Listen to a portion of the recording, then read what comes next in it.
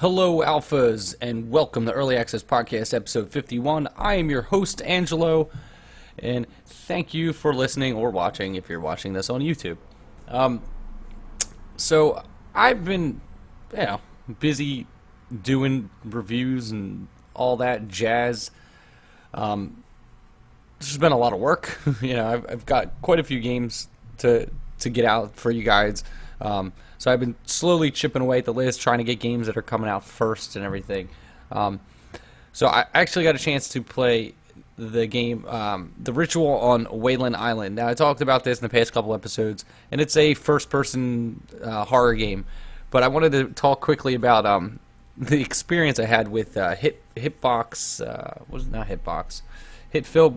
3, excuse me.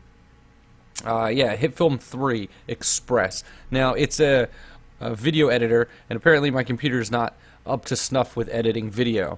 However, the biggest problem I ran into was OBS likes to record into FLV, which is like a flash file format, which isn't really used that often except for this kind of stuff.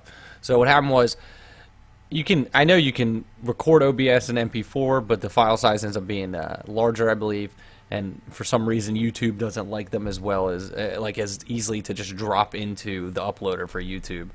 So the first time I recorded a first look for Ritual, it just didn't want to work. Like, I was having trouble with the mouse constraining to the window, and that was a pain in the ass. And then on top of that, I just couldn't get it to stick, so I kept getting frustrated, and it wasn't a very good first look. So then I was like, all right, I'm going to try to record it again, because I figured I had to get it to constrain to the screen. I had to unplug my controller. So I recorded it a second time, and at some point halfway through the recording, my mic decided to just top out, and half of the audio was destroyed. So I couldn't use that. So I downloaded Hitfilm Express and realized that FLV file format doesn't work with any editor. So I had to go download a converter, and then I converted the files to H.264, which is an MP4 style format, to edit them. However, I had 3 chunks of audio because I was live streaming the first look of Ritual, and apparently I'd lost the stream at some point, but it continues recording if you have it selected. So those were 2 different files. So it saved one of the files as an MP4, and then the other 2 files as M4V, I think it is, which Hitfilm also doesn't recognize. So I had to wait several hours while they converted to find out that it converted into the wrong file format. And then on top of that, I had to go back and reconvert them to MP4 again to get that to work. And then I spent 2 hours trying to figure out a way to edit the 2 videos together to make some type of first look for the game. It ended up okay. I was able to do some production work by dropping the animation in the beginning for early access media, and I was able to do some crossfades and try to clean it up a little bit, make it not look too bad. But halfway through the video, you can see that I was having trouble because my shirt changes color. I have a quick change in the middle of it, which was pretty funny. But I wrote the review up, and I put the video up on the website, and the video's on YouTube as well if you want to go check it out. It's a pretty cool game. It's very story itself isn't all that great. It's just a simple first-person exploration style survival game. It's not even survival. It's just a straight-up story-driven horror game. I don't know why it says survival in the description. It's not really survival at all. It's combat-free, but it's a lot of fun. Go check it out. It's $9.99 if you want to play a horror game with a neat story.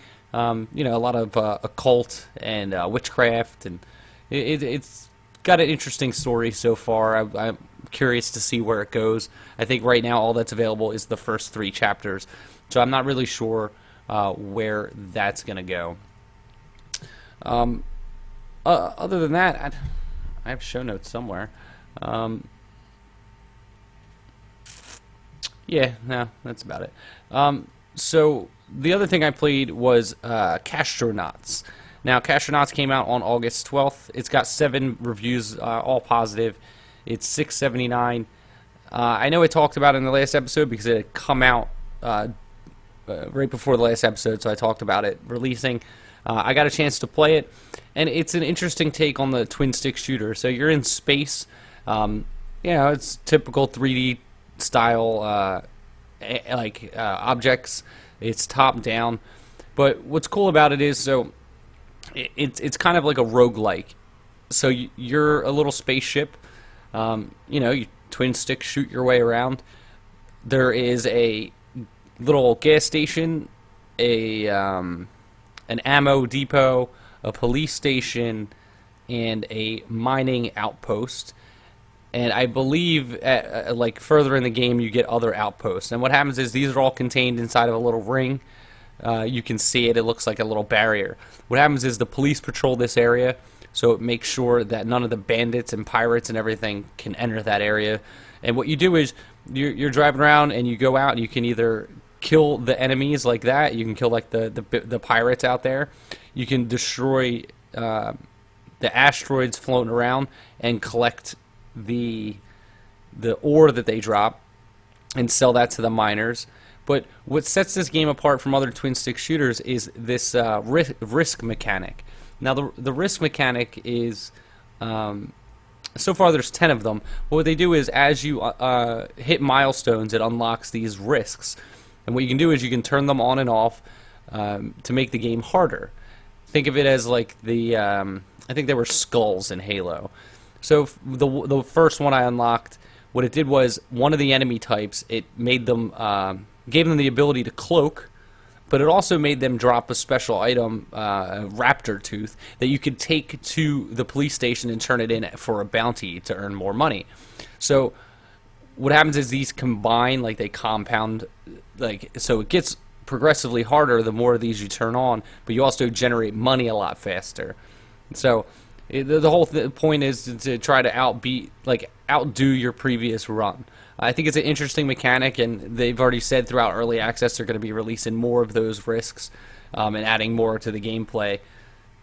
So far, I think there's 10. There's 10 different risks. So go check it out. It's it's cheap. It's $7. It's a really cool take on the twin stick shooter, and like I said, that risk mechanic separates it from other twin stick shooters that I've played before. All right, this next game isn't out yet. It comes out on the 18th, but I wanted to get the video up. So the video for this game is already up on the YouTube channel, and it's called Relic Hunters 0. Now, this is going to be a free game. It's not free to play. I think I might have mentioned it was free to play in the video. It's not free to play. It's just free. They're going to have all the source material is going to be. It's all open source, all the code. So you'll be able to mod it if you so fit, if you see fit. Now, this was made by the guys that did Chroma Squad and I think Dungeonland. Hold on. Dungeonland and Knights of Pen and Paper. Now, Chroma Squad was like a tactical RPG about controlling a Power Ranger style TV show, which was pretty cool. There's a fucking gnat flying around my apartment. I let a banana go bad. You let one banana go bad, and all of a sudden it's just like fucking gnats everywhere. So it's a pixel art style twin stick shooter, and they even talk about it how it's a passion of love for them. It's a really cool game for a free game. You're a little pixel art guy. You're running around. I know it's a twin stick shooter style, but you move your character around with one, and you're shooting like you got like ducks that you got to kill and turtles and weird little beast things, and you collect their bounties, which are these little stars that they drop. There's a couple different weapons that you can pick up. So far I've seen like 5, but I only played like 40 minutes of it. There's several different characters. They all have different abilities. the first two that are unlocked. There's like a melee one and a shooter guy. But the whole goal is you're going through each of these levels collecting relics, and every 3 relics you collect unlocks a boost for your character. So the first one, the only one that I collected enough pieces for, was additional health.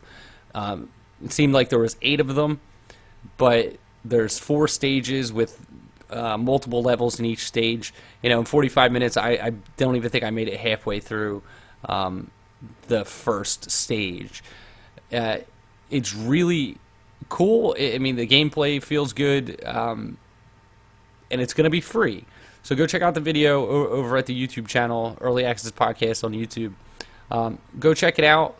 Watch the video. But I mean, just go download it when it comes out on. I guess let's see. This will be out on Monday, which will be Tuesday. It'll be out on Tuesday.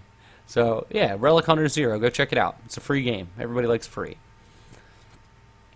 All right, what do we got here? Oh, Rocket League. I love Rocket League. You love Rocket League. Actually, I don't know if you do, but it seems like everybody, most people do. But the Rocket League DLC came out. It's $3.99. Totally worth it. If you're playing the game as much as most of us are, it's $4. It's not a lot. It adds 2 new cars. Each car gets 6 unique decals for it. You get 5 new paint types, 2 new rocket boost, and 2 new wheels. I think the wheels are spinners and some other one.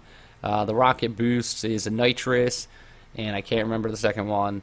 And the paint types are, Jesus, I can't remember those either. It was like pearlescent, carbon fiber, a couple other ones.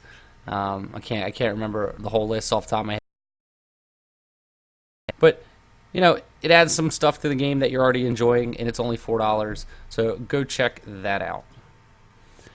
All right, before we get into the new releases, there's been a couple games that have left early access. So first, I want to say congratulations to Lord of the Dark Castle, Ubermosh, and Fallen A2P Protocol.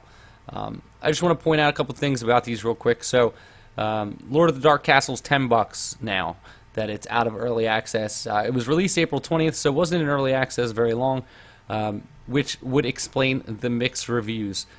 See, I reviewed this game positively, although it was a pain in the ass for me. This is a dungeon crawling roguelike. Top down, you move around like one space at a time. Everything else moves around. It's got like a Diablo 1 kind of feel to it, if you put it in like a paper D&D style. So it was really complicated, and like there was a lot of things that they needed to fix for me to feel better about it, because playing it on the harder difficulties was almost impossible because of how bad the RNG was.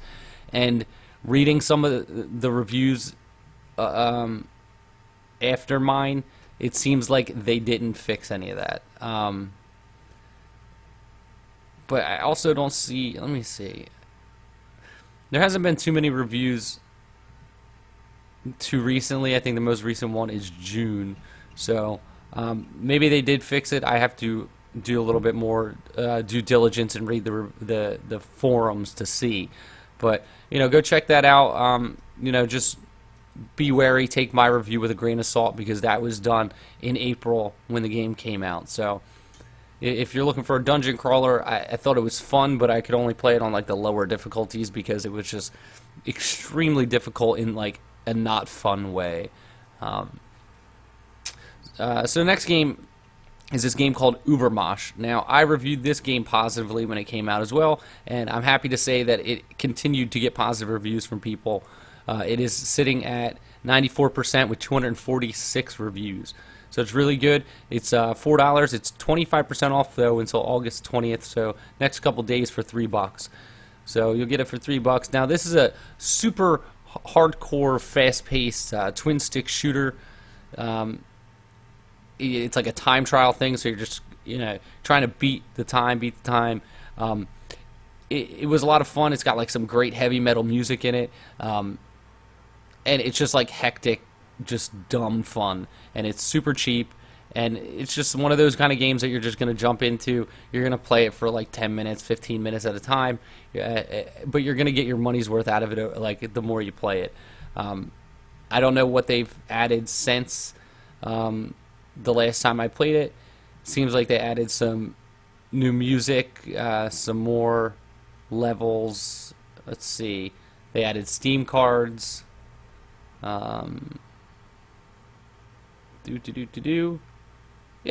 So yeah, it looks like they added a bunch of stuff. Let's see. This guy bought it for the soundtrack primarily, positive review, but you know he's enjoying it. So yeah, highly positive reviewed. Go check it out. It's $3 for the next couple days. Totally worth it, especially for the music alone. It's a really good soundtrack for that game. All right. Unfortunately, the next game as well I reviewed called Fallen A2P Protocol. It's sitting at 72 reviews, 58% positive, and it's mixed. Now, this game it's a turn-based tactical strategy game, kind of like the hell's the name of that game, and I can't think of it now.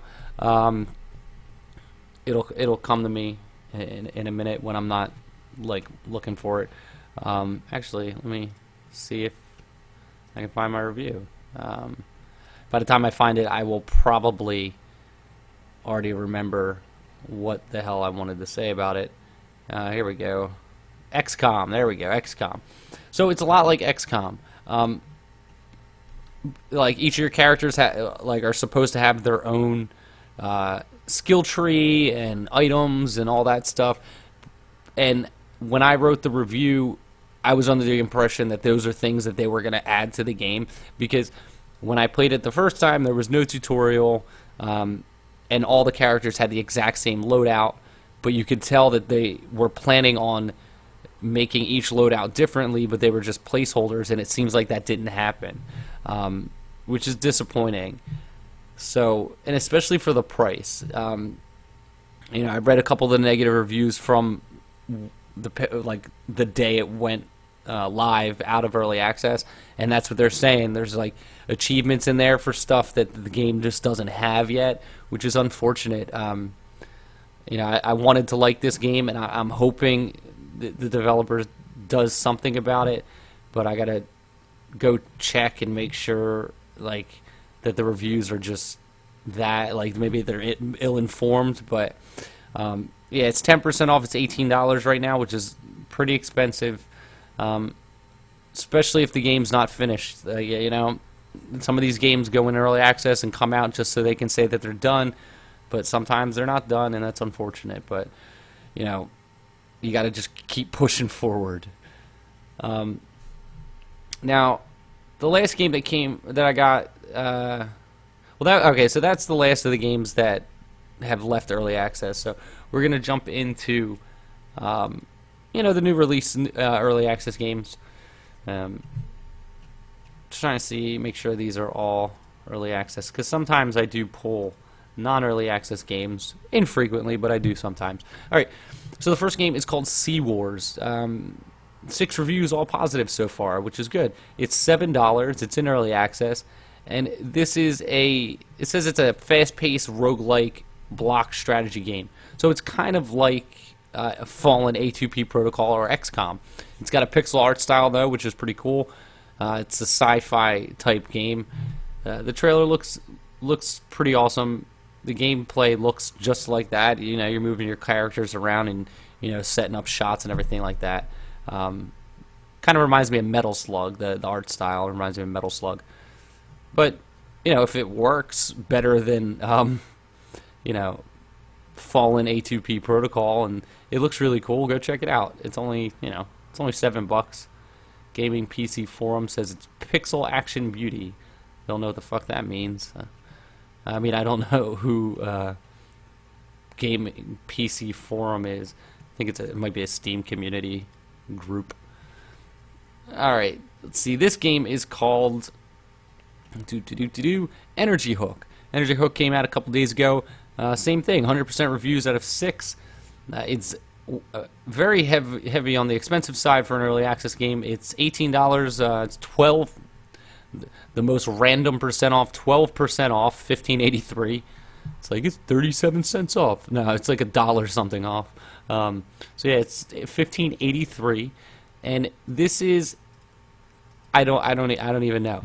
It's made by the guy that designed the web swinging in Spider-Man 2, which I believe was a PlayStation 2 game, which actually was a really good mechanic. I mean, I remember playing that game when it came out, and I was wholly impressed. I had a lot of one of my favorite games from that generation of consoles.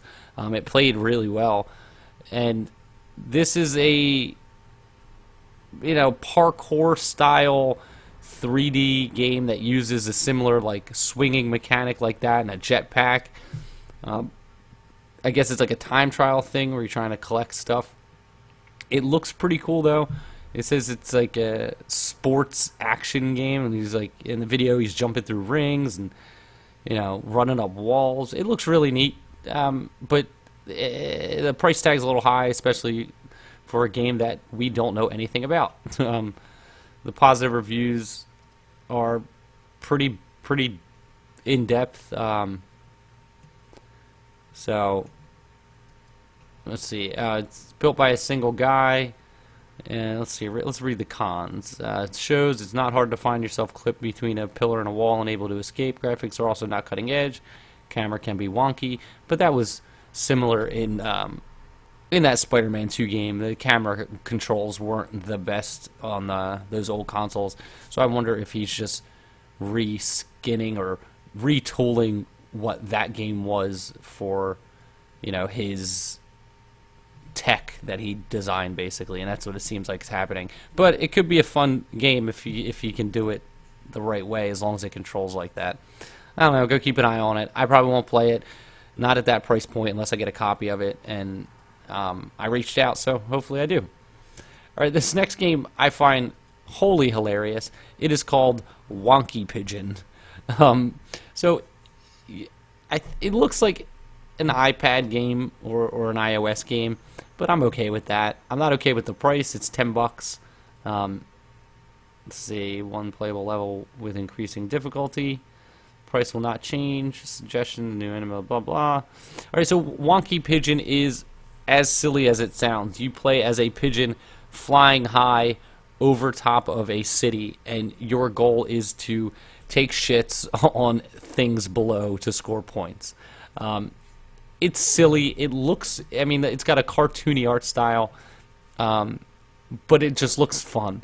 It's probably one of those dumb games that are made for streamers, kind of like the Five Nights at Freddy games or anything like that. But, it looks silly, but at $10, how much enjoyment can you get out of silly? So go watch the trailer. Like, I don't know, they don't even have a website for me to like contact them to like even attempt to make a video out of it, and I'm not paying $10 to be pissed off at it.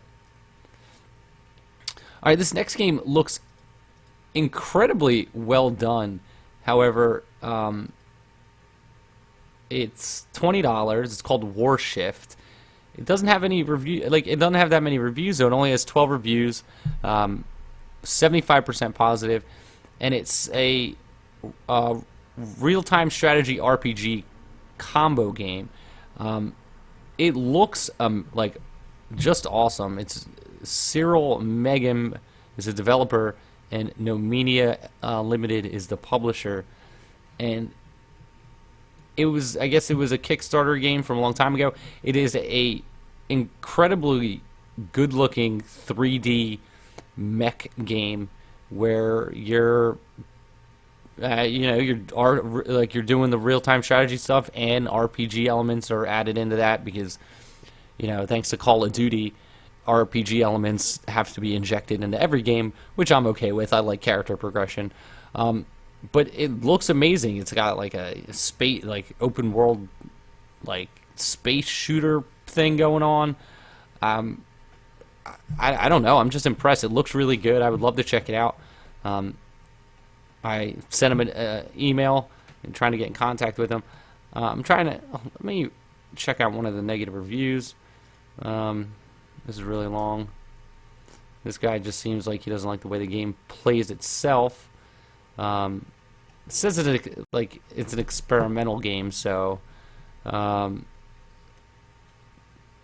it's not optimized. It's limited graphic settings and stuff, which is typical of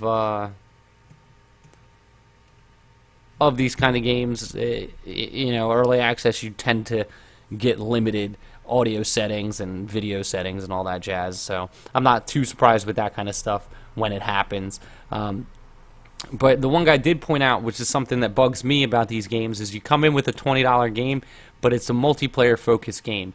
I know people do play real like RTSs single player, but personally, like whenever I want to play those games, I don't play them single player. I'd rather play a multiplayer, and you know, multiplayer is probably a big component, especially if people are going to continue to play this game.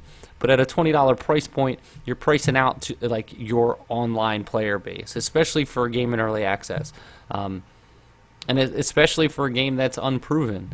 So hopefully, the people that backed it are waiting in the wings for the game to be finished, and all of a sudden you get a flood of a couple thousand players. But you know, don't hold your breath. You can never be too sure with that stuff. All right, this next game, it's actually another real-time strategy game, but it says it's an MMO real-time survival strategy game that spans from 100,000 BCE to 245 BCE. It's called ABD, A Beautiful Day. It's got mixed reviews. It says July 31st that it came out, but it literally just popped up on the Steam store recently. Let me see. August 14th, August 15th. Yeah, it doesn't seem like there's any reviews before that. Now, this, I watched the video and I don't get it. It is a 3D like RTS looking game, similar as the other one. I don't understand how the MMO portions work. And again, it's an $18 game in early access that's an MMO. So good luck with that. But yeah, the reviews are mixed. It's 61% positive. However, you read the negative reviews, and it's just people. Like this guy only played like 5 minutes of the game because he's talking about how it crashed a lot. So that's a problem. You don't want your early access games crashing, especially if they're online. You know, this guy, same thing. Like, so both these negative reviews are pretty much the same. This guy says it's a total scam because it didn't launch. You know, these negative reviews actually hurt these kind of games because instead of taking it to the forums and trying to figure out, like, you know, maybe there's a setting wrong or something like that, maybe there's something that the developer can do, they put these negative reviews up, and, you know, all of a sudden you're in mixed review status with only 13 reviews, but you're not going to get anybody else playing your game. It really does hurt indie developers. So if it was something as simple as taking it to the forum and asking about it, and getting it fixed that way, you could have done it like that instead of posting a negative review and being like, it's broken. You know, it's kind of shitty, actually. So don't be that guy. But it looks pretty cool, you know, but again, it's a $20 multiplayer game that is an MMO, so I don't understand how they expect to generate enough players with a $20 price tag. I might go back, write an editorial piece on that aspect of early access and, you know, developers' expectations on putting out an MMO as an indie game. You know, are they just trying to hit the next Rust, or, you know, do they actually want to play that game? Like, make that game? Like, I don't know who it's for, and like why the price point's set like that. You know, when it prices out most people that are interested in early access games. But, you know, that'll be another time. So that's going to do it for episode 51, guys. Quickly, follow me on Twitter, Early Access PC, at Early Access PC, for whenever I'm actually going to go live stream. I live stream sometimes. I live stream the podcast every once in a while. I podcast the first looks every once in a while. I mean, I stream I stream the reviews every once in a while, the podcast every once in a while, and I stream just games, whatever I feel like playing at the time. Recently, more recently, it's been Rocket League a lot, but So follow me on Twitter so you know when I'm going live because I'm inconsistent. Spread the word. Tell your friends. If you like it, if you like the show and you want to support it, the best way to support it is just word of mouth, telling people. I can only do so much. I don't have a budget for advertising. So, just tell a friend, post it on a forum, suggest it that way, do something like that. It really does help out. I get more followers on Twitter and the YouTube, but click through the Amazon banner. I just noticed recently that I had a couple people actually use it in the past week, so I want to thank those people. I don't know who you are, but I appreciate it. It's like 4% or 5% of the sale, and I haven't even generated enough to get a check from them yet, but it is going into a little bin, and eventually it will help me migrate the podcast to Libsyn, so I can get all the back episodes up onto the app. So if you go to iTunes, it's not only the most recent. I just updated a little bit, so it's the most recent 20. But this way you can get the whole back catalog of all 50 episodes, or 52-ish, 51 episodes now. But that's going to do it, guys. Thanks again for listening to Early Access Podcast. Again, this is Angelo, and I will see you guys on Thursday for the next episode. Have a good night, Alphas.